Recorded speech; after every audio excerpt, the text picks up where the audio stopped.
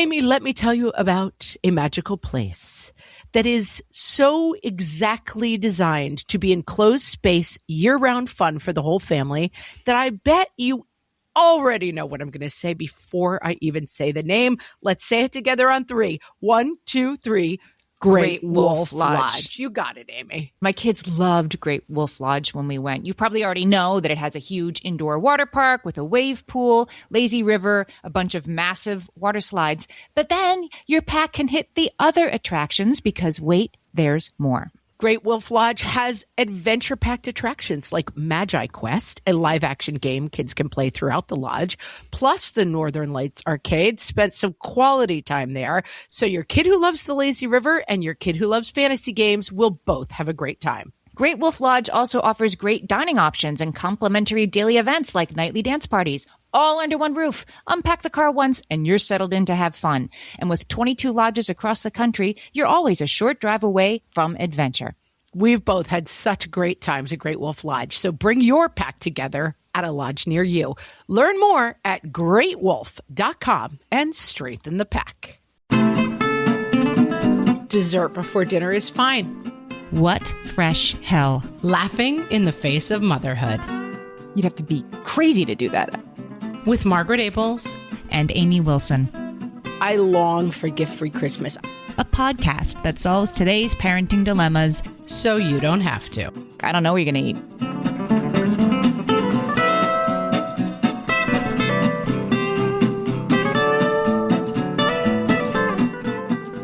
Hello, everyone, and welcome to What Fresh Hell, Laughing in the Face of Motherhood. This is Margaret.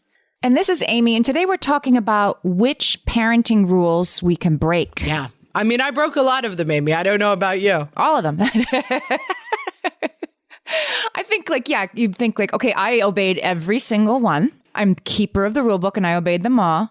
And you don't think that I know there's one that I broke that you're like, I don't know about that. I don't know if you should have done that, but I did though. My kid's still here. Yeah. And I think it's important to distinguish as we begin this conversation. Like, there are parenting rules, like don't cuddle your baby too much because they'll get spoiled, which are totally from left field and insane. Yes. I mean, that's a parenting rule to some people.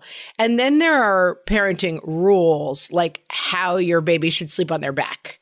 And those are in different categories, right? Some, I think, we were just talking about this in another episode about comparing kids. I think that rules that come from your pediatrician or the American Association of Pediatrics have different weight than the rule that comes from like the drive-by from your mother-in-law as she passes through. Like that baby needs a hat, it's cold. Yes. Although even some of those can be like the idea that your kids should have 0 screens before 2 is when you actually look into it, it's like maybe an hour is okay, but we don't want to tell people an hour because then they'll take 2 hours. If we give them an inch, they'll take a mile. So therefore none. So therefore no screens. And then some people can over apply that to be like, it's the pandemic, but we can't FaceTime with grandma because the American Association of Pediatrics says screens are bad before 2, right? Screens are somehow, yes. Good point. Very good point. So we'll be trying to calibrate a little bit as we go through, like, there's actually a reason for this. Yes. Or the parenting rule that is like,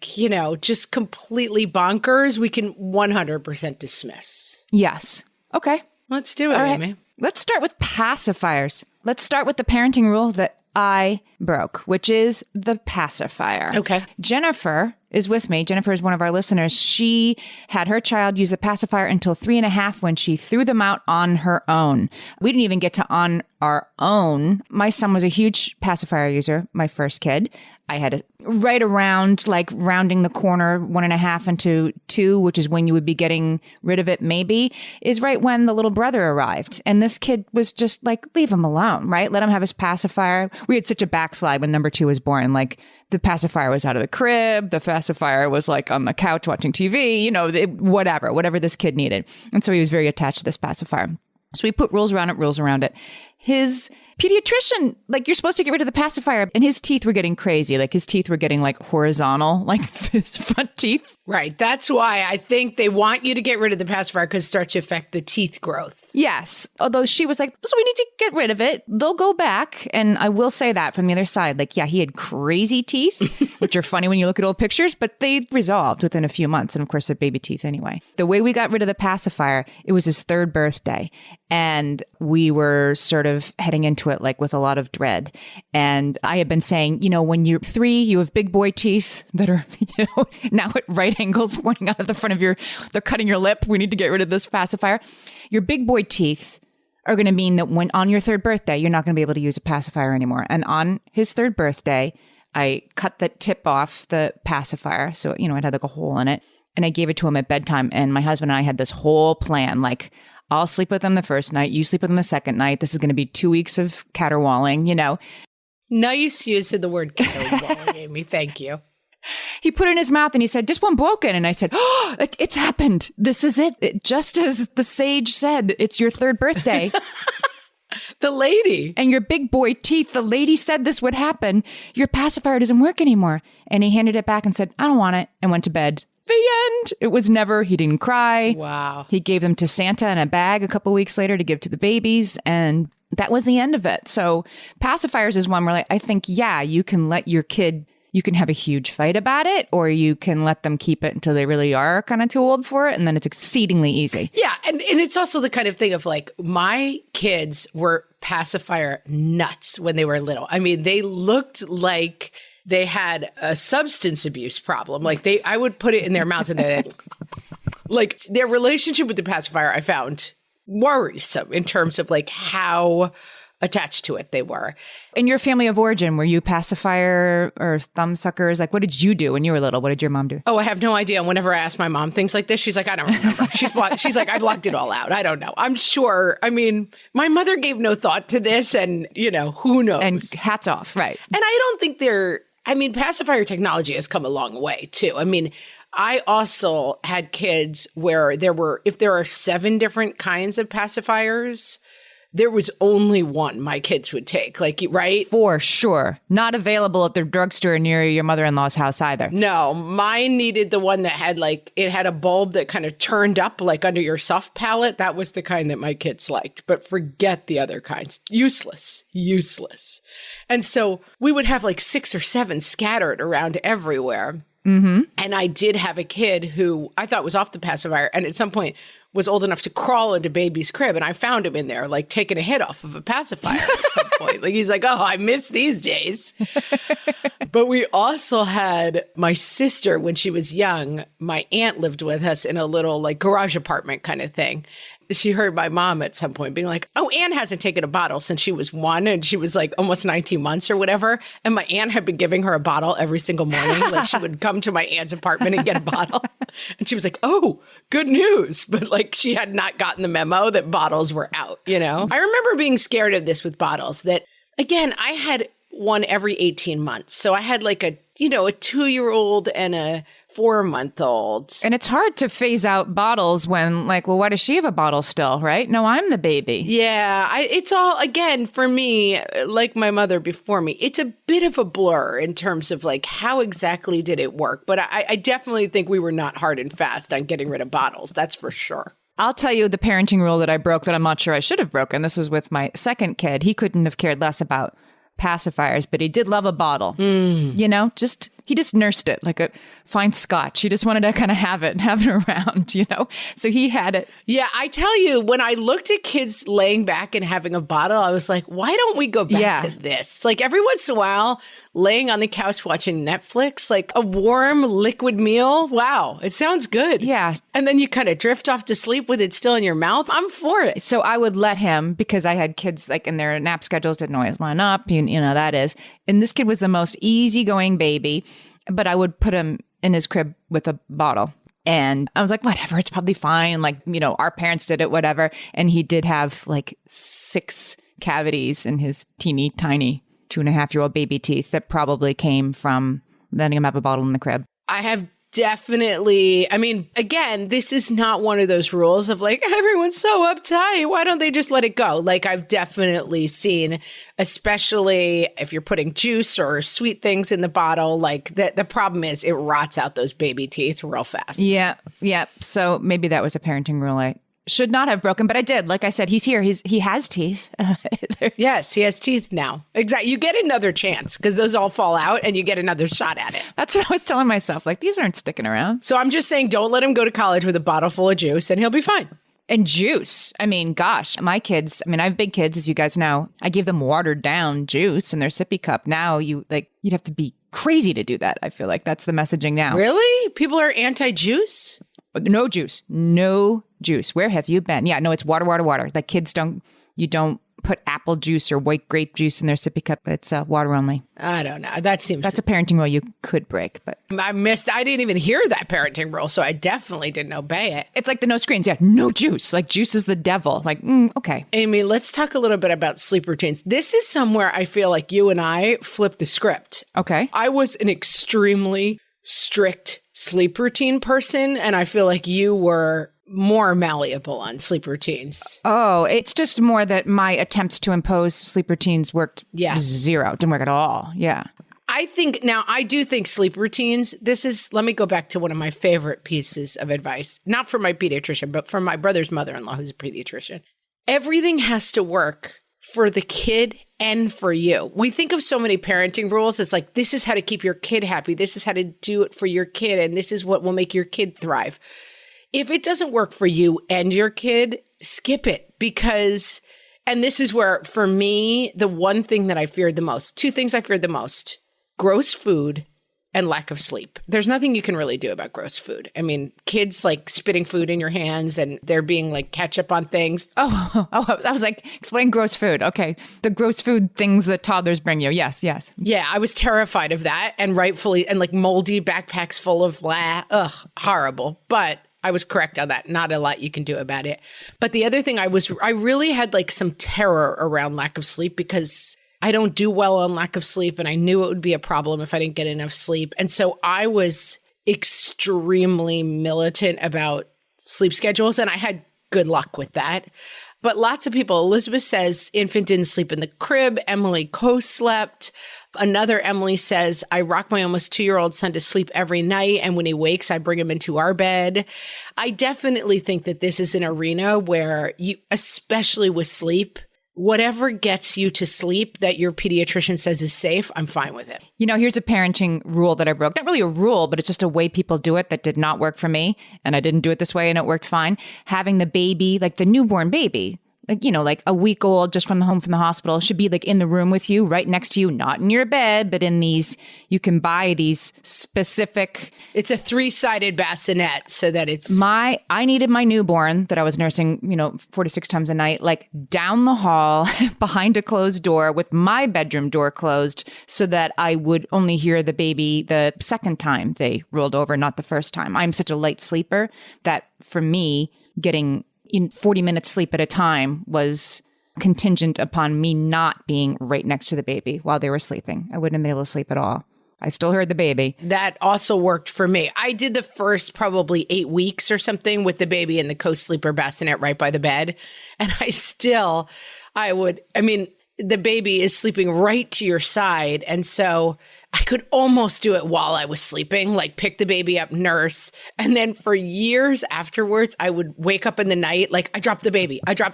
And the baby was 5 years old. But I constantly had that of like, the whole night was sort of a blur of like breastfeeding and then putting the baby down. And I would wake up and start like, where's the baby? And it would be in its, co-sleeper bassinet. But oh my God, it took me a long time to recover from that. Yeah, those were rough. I admire the people who like they rock the baby to sleep. Like that's sweet. A rule that I was militant about was I would put my baby down. Drowsy but awake. Sleepy but not asleep. Exactly. Yep. Drowsy but awake. And that worked for me. But again, that was really for me. That wasn't like for the good of your baby, no juice. It was for the good of you, mom. Sleepy but not asleep. And this is another area where back to one works really well too, that like if sleep is getting out of control, you can reset to whatever your best practice is. But there are times still where I just always emphasize, like, whatever gets everyone in the house the most sleep is what I'm the most interested in. And for me, having a baby, we also have a queen bed. Like, we don't have, I think in a California king, it's like, all right, taking all comers, like everybody in, I think we maybe had a full like a double bed. Yeah, like a barely double bed. Yeah. I mean, there was definitely not enough room for both of us. And then if you added a kid, nobody slept at all. And so we were, we made adjustments. And still now we have a mattress under our bed. So still, if somebody comes down, if there's a lightning storm or something, they pull the mattress out from under our bed and they could sleep on the floor. But nobody gets in the bed. Yeah. And that's just my preference. My sleep is the top of the mountain for me. Like, nothing messes with it. That's so funny. Our dog, she will go on like any of our kids' beds, but she will never go on my bed. And so if I'm like lying down and she comes looking for me, she just, hope springs eternal. She's like, this is the day, this 9-year-old dog, that like, today's the day I'm going to get on mom and dad's bed. Nope. No. Keep wishing, Marshmallow. When we were talking about the reasons I don't want a dog, I said, well, we're not getting a dog, but I said, the biggest thing for me is I never want a dog in my bed. And my husband was sort of like, well, then what's the point of having a dog? And I'm like, exactly. We're not getting a dog. Exactly. Deal. Then it's decided. Our cat does sleep on our bed, but sleeps on my husband's feet on his side of the bed over the covers. I'm fine with it. I'll allow it. Amy, let's come back with even more parenting rules that we're fine with breaking. Okay, let's do it. Hellions, it's time for some spring cleaning, and I don't just mean the coat closets. Doing your financial spring cleaning can actually be super easy when you let Monarch do your financial spring cleaning for you. One dashboard that gets your entire financial life organized. No more clutter, no more mess, no more logins scattered everywhere, just accounts, investments, property, and more, all in one place. Get your first year of Monarch for half off, just $50 with promo code FRESH. Monarch allows you to look not only at what you've already spent, but also to plan for the future. With Monarch, you can set savings goals, plan for big purchases, and notice spending trends before they become a problem. I can generate cash flow reports that show me what we spent this quarter, this month, what we're probably going to spend next month, and feel prepared, organized, and knowing how to plan for the future. No more surprises and a lot more clarity. Try Monarch. Use code FRESH at monarch.com to get your first year half off at just $50. That's 50% off your first year at monarch.com with code FRESH. All my kids learned to swim when they were little. It was super important to me that they be confident and safe in the water. There was only one problem with that: taking them to swim lessons. I mean, the pools were freezing. There were always cranky adults doing laps right there. And it was definitely not, for any of us, what you would call fun. Amy, heard. But now there's Goldfish Swim School. Goldfish takes a really thoughtful approach to swim lessons, combining research-based teaching with a warm, kid-friendly environment that actually helps kids thrive in the water. Every detail at Goldfish is thoughtfully designed to create a golden experience, from shiver-free, warm indoor pools to comfy waiting areas for parents to professionally trained lifeguards on deck. Goldfish uses an approach called the science of swim play, which combines guided play with proven teaching techniques to help kids learn to swim, build water safety skills, and gain confidence, all at their own pace. Lessons are designed to meet kids exactly where they're at. If you've been thinking about swim lessons or just wondering where to start, this is a great opportunity. Right now, Goldfish Swim School is offering a waived membership plus your child's first lesson free at participating locations. Just visit goldfishswimschool.com/free to find a location near you and enroll using promo code FREE. That's goldfishswimschool.com/free, promo code FREE. Amy, when I'm having a good hair day, it usually makes my whole day better.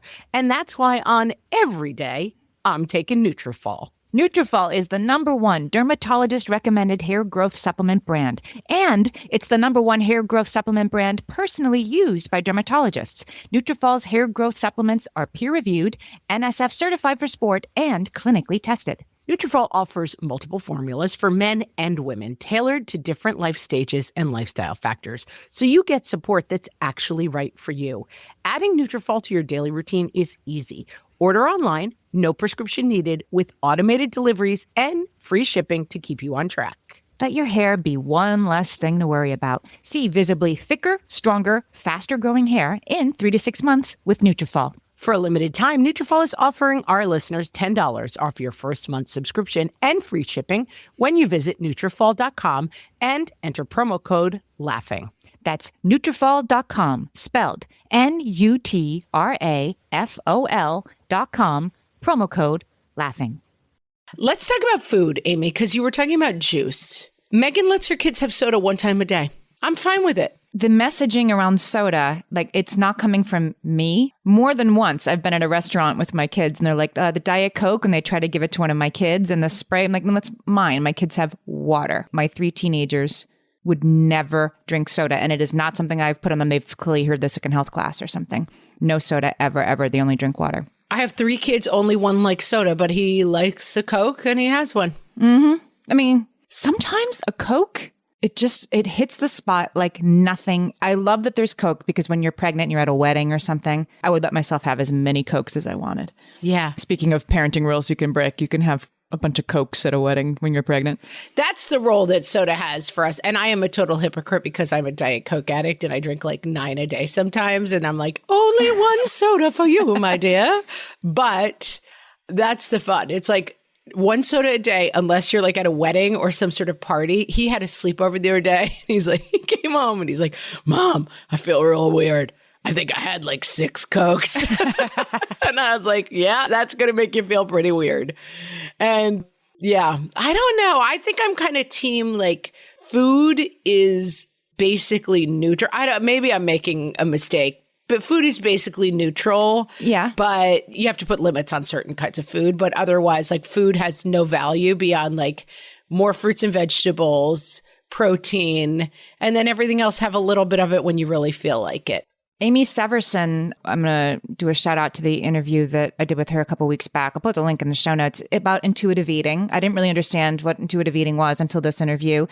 And that's just what it was. Like, you can have an Oreo if you want. It's not that exciting. I mean, it's neutral. It's not bad or good. It's have it if you feel like it. And that's sort of a real mind shift for me compared to the messaging that we get, that we need to eat the rainbow. And like, we should eat the rainbow, but it's just coming at it more like, teach your kids to eat food that makes them feel good if they want to. It's really hands off. That is its own reward. Yeah, that's right. And like, listen, when you had 6 Cokes, you went nuts. Like that didn't work out great.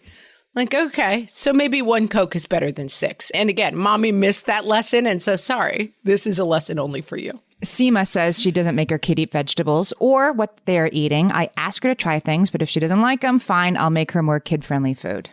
I am this team too. My kids eat. I will say I have a goal. The one thing I do try to do, and now that my kids are older, I don't know. I feel like of all the things in parenting, I feel like I missed the boat a little bit on food. I think I probably passed some bad food habits onto my kids, but I do try to include my kids in family meals that are non-negotiable, where like you come to the table and you have a choice of what you can eat. I do insist that they eat a little bit of vegetables because otherwise they wouldn't. But I think I messed that up. I think I should have presented it all from the very beginning as like, it's food, and let them discover what they liked and what they didn't like. I have a kid with some food sensitivities who I think that if I just totally let the reins go, he would eat pizza and bagels with cream cheese and more pizza for the rest of his life. Like, yeah. And we've started, now my kids are 13, 12, and 10. And glimpse from the future, we just went out the other day. I was taking them bowling. But beforehand, we went to a restaurant that my husband and I really liked. And they don't have a kids menu. And my kids all found something they wanted to eat on the menu. And the pizza was weird for my son. Did it have like basil on it? And was it fresh mozzarella? No, it had, rather than like shredded cheese, it had the like fancy like circles. Yeah. And they were sliding off. And he was like, why would you do this? What kind of monster, like sliding discs of cheese? Why? It worked so well the other way. Yes. And so he expressed some vague displeasure about like, oh, this pizza is not, he said, because we were working on our manners, he was like, this pizza is not the best I've ever had. And I was like, that's fine. You can express that. But I do like the idea of being able to just stop at a restaurant. We're going to try to travel this summer with our kids. And like, I don't want to be like, where's the nearest McDonald's? And like, how can we keep chicken nuggets in these guys all the time? But so I think it's important to introduce like family meal and like you eat what you're served or you have nothing. But then the problem is now my kids are old enough. We stayed at a hotel 2 nights ago. They ate fine because we got a pizza or whatever. But then they're like, we're going to go downstairs. And they come back up with like Hostess cupcakes, you know? And it's like, that's dinner if they skip a good meal, you know? Mm-hmm. I don't know. This one eludes me a little bit. I'm with you that I'm going to give a shout out to my own episode. I did an Ask Amy about comparison and envy. A shout out to oneself, Amy. I said, no, it was in doing this research about helping kids deal with comparison and envy. The listener had really the right frame of mind that like the teacher was maybe leaning in a little bit too much to like, let's applaud the student of the week kind of thing. Like, should there be a little less of that perhaps in 2022? Probably, yes. However, this mom's instinct was not like, I'm going to burn down the school because my kid wasn't student of the week, but more like, okay, this exists. How do I help my kid deal with it? And similarly, it seems to me, if you have a kid who's a picky eater, as I had, you don't want to so smooth the path for them that it's consequence free. Like you do want your kid to sometimes have to go to a restaurant where like, I don't know where you're going to eat the bread basket, I guess. You know, we can ask the waiter if they'll bring more bread or I can help you find something here. But, you know, let the discomfort of being somebody who eats 3 foods come to meet them once in a while. And we've talked about as well, and I have this with one of my kids, the discomfort, it's one of the many things that sometimes I think we define as like, this child is getting in my way. This child is making our fun family meals difficult. Mm-hmm. And in fact, I have had to reframe a little bit as like, this child has a lot of anxiety around food and we have to be helpful with that too, you know? So like before we go out, sometimes I'll say, listen, or we're going to a friend's place for dinner. I don't know what they're serving. If it is not for you, put it on your plate, pretend to take a couple bites. We'll find you something else when we get home. Like I don't want his whole night to be terrifying anxiousness and then what will happen is like, I'm just going to stay home next time because I don't want to be in that situation again. Like, I think you can meet your kids halfway on a lot of this stuff. Yeah. Jessica says her son has unlimited screen time and eats a separate dinner. The pandemic definitely motivated some of this, but I learned to be not so tightly wound, honestly. And I think she says we're all happier, healthier, and thriving, Amy. I think that this is another interesting point of like, letting go of our own set points around certain things where like a happy, successful family looks like 5 of us holding hands and saying grace and then sitting down at the table and talking through our day in a magical way. And I look back when my kids were whatever, 5, 4, and 2 or whatever at those meals where I kept thinking, family dinner is the most important part of the day. And I was trying to enforce that family dinner like Norman Rockwell, we're all sitting around. And of course, like the 2-year-old was throwing food at the 5-year-old who was literally screaming and crying because the food was gross, you know? And my husband and I were like, how was your day? And I was so busy trying to impose this vision of what that looked like. And I will say, I think some of it laid the groundwork for what we now have, which is her fairly successful regular family dinner. But I do want to go back and kick that version of myself that was like, we're having family dinner, even though I'm sitting with 3 like barely sentient maniacs. Yeah. Sometimes it's a not yet thing. It's a plan C. Not yet. That's what I missed. To go back to the collaborative problem solving, this is a plan C. Or as we all learned during the pandemic, not every night. Right? The YOYO dinner, which means you're on your own dinner, which came into play out of desperation, right? Like, I don't know what's for dinner. I can't do it every night. And the idea that we all were only seeing each other, we're stuck inside all the time, and we have to sit down and have a nice dinner. I mean, the amount of... Right. And what are you going to talk about? Like, how was your breathing today? Yeah. Like... Well, we would get in arguments. Yeah. Like, we would talk about politics with my big kids, and somebody would end up crying every night or yelling or whatever. And yes, you don't have to have family dinner, holding hands, important conversations every night. If you can do it once in a while, if you can do it every Sunday, whatever it is, it's a nice thing to have, but trying to enforce it as something every night and it will be magical on 4 and 2-year-old. Yeah, it's okay to let that be a rule that you break. Marcella says dessert before dinner is fine. Also, ice cream and popsicles in the bathtub is fine. Marcella's house is just a party. I love it. popsicles in the vat. My sister-in-law introduced us to the world's greatest invention, which is ice cream dinner. It's a summertime activity. Like you've been at the pool all day. You've already been like eating chicken nuggets at 4:00. It's ice cream dinner. You stop at the way home at the ice cream shop. Everyone gets an ice cream and that's dinner. And I think that for kids, there is something so joyful about, I do think you need both. I think kids look to their parents for like boundaries and boxes and rules. And like, I think kids love to feel like they're wrapped up tight in like rules and the blanketing of structure. But I also think that once you have that in place, kids absolutely delight in the occasional, like, it's ice cream for dinner. It's pancakes for dinner, it's opposite day. We're having lasagna for breakfast, whatever it is. Well, even like saying it's yo-yo dinner. I mean, putting that on the whiteboard and having it be like, tonight's yo-yo dinner, and the kids are thinking about and preparing for it. The kids are still being held within the structure of like, there's yo-yo dinner. I know what will happen tonight. I get to decide for myself, instead of it's 7:30 and nobody's mentioned if they're going to feed me tonight or not. We're not saying that, right? There's still a structure around it. Ice cream dinner is exciting because your parents are breaking the rule that they usually have in place. It's what makes it fun. Amy, let's talk a little bit about toys and play. I love some of these.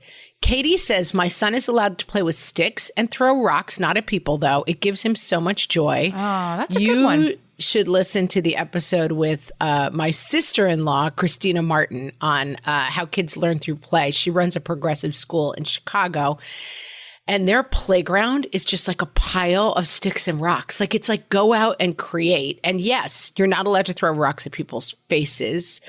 But I do think, and I talk a lot about the Scouts with this, which I like a lot. Like, yes, kids should play with found objects. Like, that's a great way for children to play. And the idea of like, don't play with that stick. Come play with this house that is a mini house that's built for you to pretend. No, I love playing with found objects. It's super important for kids. April says, hoverboard, skate, and ride bike in the house. My mom let me do it too. Hoverboards didn't exist back then, though. I don't know exactly how you ride a bike in the house. The hoverboard is that sort of like wobbly skateboard thing? Is that what a hoverboard is? It's like a skateboard, but it has a motor. So like you glide along on, like you don't. You must have a big house. Yeah. And riding bikes in the house. That's what I can't really picture. Do you live at Downton Abbey? Yes, exactly. Versailles. Wow. I mean, I guess that's a parenting rule that I've held the line on. We don't even own hoverboards. I mean, well, you live in a New York City apartment. There's not a lot of bike riding going on in your place. No. But we're for it. If it works for you, April, we love it. Yeah. We're not saying you shouldn't. That's right. Nada says, I don't make my kids 3 and 5 spend time outdoors if they don't feel like it. I have enough cajoling to do when it comes to morning routines, meal times, and bedtime routines. I've been this at times because I live in the city. And so when my kids were little, to go to it's so great in a way. Like you go to the playground and talk about like open-ended play. There's like 50 kids there. Like, go make a world. Go say you're a pirate and see what happens. And sure, here's a stick. But I had to take them, put them in the stroller and walk for 5 or 10 minutes and then stand there. I couldn't, let them outside and keep an eye on them through the kitchen window. Yeah. So a lot of times we stayed home. Yeah. We do a lot of, but we live in the suburbs, much more country-like. Like, I do a lot of like, I'll bring my book outside. And then when they call to me, I'm like, I'm outside. Like, I try to lure them. I try to trap them into going outside. But I do a lot of screaming of, I like that. And I sometimes put on the whiteboard. Like, I do like an hour outside every day, especially when it's nice outside. I mean, and also when we live in New York, and I do feel like this winters are so hard that by spring, it's like everybody go outside. Like we've been trapped inside. So there's such a motivation. I think if you lived in a place like Florida or something where it's warm all the time, you might get tired. Even in LA, it's like, okay, you don't have to be outside every day because it's always nice. But I feel like when you live with the seasons, when it gets warm out, you're like, spend time outside while you can. Gather ye rosebuds while you may. Yeah. We also have Terrellyn, who lets her kids run, jump, skip, and race in the house. Heidi, she has a good floor plan for it. And I mean, we did used to have, we had a house for a while that had a staircase that came up from the basement in the middle. So it was a circle around. And definitely we had a lot of places in the house I grew up in where you could go in circles, probably not on a tricycle, but like we did chase each other around circles a ton. Yeah. Or the big wheel around. Yeah. Like in The Shining, the kid rides the big wheel around the huge. See, lives in a hotel, though. That's where I can see riding a bike inside if you actually live at the Overlook Hotel. There are other problems with living at the Overlook Hotel. Yeah, I'm all for letting kids roughhouse inside as long as you don't have breakable. We have one place where we have all of our glassware and like my wedding presents and stuff. And my kids know, like, get near that at your own peril. Because they could destroy everything I own in 30 seconds with a mistimed, ball throw or crash of a, race game. But they know to stay away from that. And otherwise, it's a free for all. I'm fine with it. Okay, let's take a break. We'll be right back with even more parenting rules we might be able to break. At DSW, we ask the important questions, like, what shoes are you going to wear? Whether you're prepping for wedding season, festival season, or just planning the ultimate vacay, the right shoes can make or break an RSVP. So own the moment. You've got big plans, and we've got just the shoes. At the perfect price, of course. Get ready to get ready with Designer Shoe Warehouse. Head to your DSW store or DSW.com today and let us surprise you.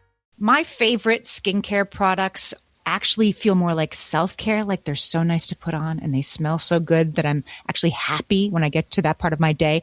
And I swear that is how I feel about Osea's anti-aging body balm. Amy, you are usually the lotions and potions queen on this podcast, but I have to say, hard agree. Osea's anti-aging body balm is a liquid silk body balm that combines the lasting hydration of a lotion with the firming power of a serum, leaving skin smoother and firmer. This body balm is clinically tested and designed to deliver visible results you can see and feel. So we've gotten to use this product for a couple of months now, and I swear I have really noticed firmer and smoother skin, like on the back of my hands. It's like getting a mini spa treatment from head to toe. Get a spring-worthy glow with clean, clinically tested skincare from Osea. And right now, we have a special discount just for our listeners. Get 10% off your first order site-wide with code FRESH at OseaMalibu.com. That's 10% off your first order with code FRESH at OSEAMalibu.com. And now, your guide to lesser-known parenting styles. From the What Fresh Hell podcast. Sure, you've heard of helicopter moms, tiger moms, and attachment parents, but do you know about these lesser-known parenting styles? Meerkat parent. Pops head out every once in a while to check on kids and environment before popping right back down into hidey hole where Bridgerton Season 2 is on. Wet cat parent. Permanently near red on the grouchy scale, approach this parent with care, if at all. If there is hissing, retreat. 5-star general parent. We're gonna need shoes lined up by the door at 0800 sharp, people, and those beds better be made with hospital corners. Now, everyone, forward march to the minivan. Orangutan parent. Loving, cuddly, playful, but not above dragging you out by the feet when it's time to go.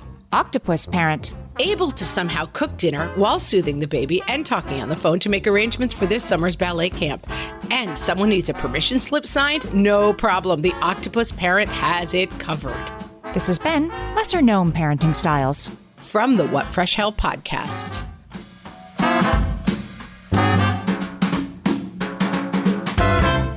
So I love this one, Margaret. Altera wrote in to say that she loves bribes as a parenting rule that she breaks. She says, I'm shocked by the level that I'm into bribes, but they work extremely well on my kid, and she's more independent because of them. I don't pull them out for one-off things, but I use them for consistent daily routines so they're predictable and don't get too out of hand. And now my kid is really independent with her routines. This almost sounds like an allowance. It's not really bribing her if it's like, if you get dressed on time every day, popsicles in the bathtub. I mean, if you give her $2 for getting ready for school on time every morning, is that a bribe? It's good parenting, I say. I'm also pro bribes. Mm-hmm. And I think that as long as the bribe, I think what it sounds like from what Altera is saying is that it's having results and leading to independence. I don't think you want the bribes to be a one-to-one for the kid's whole life. Like, if you get an A, I will give you $20 for every A you get for the rest of your life, including when you're in college, right? You don't want your kid calling home from college and being like, I got an A, send me $20. But I do think that some level of bribery is fine. Emily says that she listened to a series of Freakonomics episodes about parenting and a change your view on bribes, because I guess Emily says they argued that basically bribing your kid to do lawn work is no different than paying a lawn guy to come and do it, or tipping a maitre d' for a good table, etc. We grease palms all the time. I mean, I wonder if the Freakonomics hosts have raised kids with expectations of palms being greased for A's on tests. I don't know. Like, do you set that expectation? I mean, it's definitely one of those things that like we constantly use, like carrot and stick at some point, right? Like, if you are good during grandma's funeral, we will go for ice cream afterwards, but I don't want to hear a peep about it. And then like, if you do not, behave during this, you will have no screen time later or whatever. I think in general, when those things become the only way you're parenting, you're going to have some problems. But I think as a tool in your toolbox, I'm all for it. Sometimes like the surprise ice cream is such a good thing too. And it doesn't matter how old they get. I just was with my husband and our high schooler looking at colleges. It's time to look at colleges, which is fraught. Like sometimes it's raining and you're on this like death march through the quad. And it's just fraught because you're like trying to get into college, which is fraught. Yeah. And your kid's like, I don't like this. I don't want to go here. Just whatever. It's, fraught. There's a lot going on. It's fraught. And we were all kind of sniping at each other. And anyway, we're walking back to the car and my husband said, hey, how about some ice cream? And my kid became a kindergartner again, like so excited. Can we? Yes. And we went and got waffle cones. Can I get the waffle cone? Yes. It just was a sort of reward for having gotten through a fraught day of looking at colleges that, he may or may not be able to get into. Anyway, surprise ice cream is a great tool to have in your arsenal. Yeah. And I think it goes back to what we were saying earlier of like tight boundaries and then unexpected surprises, and I think there's something very lovely about that. Like, sure, go ahead. And my kids are always like, what? My kids always come to me. I want to ask you something, but I know you're going to say no. I'm trying to break them of the habit because I find it extremely annoying. I find it an annoying approach, Oh, I think so. You find it endearing. Uh-huh. I'm like, can we drop that? Like, it just it feels manipulative and annoying to me. But it's funny to me what they think is in that category, Because sometimes it's like... Which is like, can we have ice cream? Yeah, well, sometimes it's like, can I have $25 to buy some stupid hat for my, avatar in some dopey game I'm playing? It's a solid no. But then sometimes it's like, can we stop for ice cream on the way home from something? And I'm like, of course we can. It's funny that I think they see me as a total no factory sometimes, but... There are worse things to be seen as a parent. You're a benevolent ruler. I'm a benevolent dictator, let's be honest. That's right. Let's talk about holidays. Aileen says, I love the name Aileen, by the way. I have a cousin Aileen. We don't do Christmas. We fly to some destination over the Christmas and New Year's holidays with the kids and don't do presents. Ugh. I so aspire to this. My sister-in-law and brother have moved to this, that like they travel, but they don't do presents. And then I have cousins who've done this forever. They take a big trip. How old were the kids when you make this transition? I think like high school-ish, but my cousins have done it since their kids were little. And I long for gift-free Christmas. I have become a person who so loves Thanksgiving because it doesn't involve the great crap exchange that is Christmas. And oh my gosh. But I will say, to be fair, I loved Christmas as a kid. I loved presents. It's so exciting. I have a friend who's from the north of Spain, from Bilbao, which is actually in the Basque region. So her kids, we were just talking about this. So her kids growing up got presents from the parents. They got presents from Santa because they're raising their kids in America, but they would go home to Spain for Christmas and they would also get presents from Olencero, which in the Basque region is a cranky coal miner who rides around town on a donkey, and he also brings presents to the kids. And then there's like the Three Kings. Score. So like just too many presents options coming in for these kids. These are lucky kids. If there's any kids listening, can you imagine Santa and Olencero both bringing you presents? Well, this is what my husband and I joke. Like, we cannot handle this degree of exponential gifting. At a certain point, it's going to break, right? Like, what is that expression? This level of growth cannot be sustained. Like, as we keep making more humans, all the humans that came before are now giving gifts to our humans. And at some point you do the math and it's like 36 people exchanging presents, and everybody likes to buy for the kids, right? Like, oh, for the little ones. And I'm constantly the grouch. I'm the angry coal miner running through town, but I steal the presents. I'm the Grinch. I'm not giving the presents. Oh, you're the Grinch, the benevolent Grinch. I'm the non-benevolent. I'm the grouchy Grinch. Aileen, I think I'm going to try to get this because Aileen says it's a tropical destination that she goes to. Like, it's not grandpa's house. It's like tropical and no presents. I'm going to see if I can sell that. You say this all the time, and I think it's a good point. Like, anything that falls away at the holidays, leave behind. Yes. Let the laws of holiday attrition work in your favor, I believe was how we put it. Correct. So like if during COVID you stopped blah, blah, blah, like don't bring it back in, you know? My kids this year were like, why don't we have an elf? And I'm like, get out of my faces. We're never doing the elf. Like, how dare you? How very dare you suggest that an elf is going to come into the equation at this point? And my kids are like tweens. And I was like, an elf? Are you insane? Like, I'm going to get up and put powdered sugar tracks of the elf around the kitchen? No, I will not be doing that. But yeah, I wrestle with this one because I, as an adult, cannot stand the crap exchange. But as a child, man, I know how much I loved the presents, the big pile of presents. It was so thrilling. But then you watch the kids do it and it's like, it's totally God-shaped hole. Like they open it and there's always someone crying and disappointed. Like you cannot scratch the itch of how magical that pile of presents is going to be. And so, I would so much rather be like, we're going on vacation and we're going to enjoy each other's company. But I think my kids would veto that hard. Mm-hmm. I mean, a rule you can They'd be like, we like presents more. Thank you. Just to bring it back down to a rule you can break, I think we can sort of over-index for, December 25th is the day that these things have to happen. Or like, but his birthday is April 4th. Like my nephew just turned 1 and my sister-in-law and brother-in-law, they're going to have his birthday party in June because they want to have it outside because of COVID and like it kind of maybe sucks in April. Like today it's raining. It was a good decision anyway. And who says you have to have your birthday party on your birthday? Who says you have to exchange presents on Christmas? Who says Olin Zero has to come on Christmas Eve? Olin Zero. I love that. And I would say, like, let's button it up by going back to your pacifier rule. I recently announced that there's no birthday parties that happen after you're 13 years old. Like that is a universally understood conceit that we do not have birthday parties after we are 13 years old. Unless we pay for them ourselves and organize them ourselves, maybe.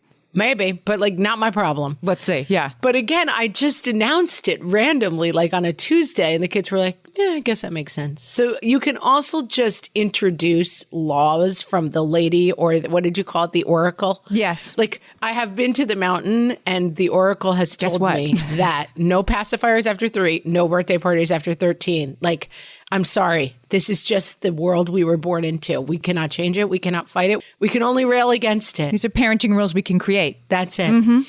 Love it. We solved it. Solved it. So many parenting rules. These rules came from our Facebook group at facebook.com/groups/whatfreshhellcast. Come and join the conversation there. There are so many. It's 5,000 people in that group. 5,000 people chatting, talking, and being nice. So don't come if you're a feisty Facebook fighter. This is not the place for you. No. This is the place to be like, you're doing awesome, Mom. Respect, hats off. And here's a tiny piece of maybe helpful advice. That's what you're there in the Facebook group for. And you're also there to ask questions and give suggestions for topics. And you can hear them on an upcoming podcast. Super exciting. Right. We use them all the time. Make our job easy, people. Tell us what to talk about. That's what we like. And with that, we can't wait to talk to you next time. Thanks for listening. So long.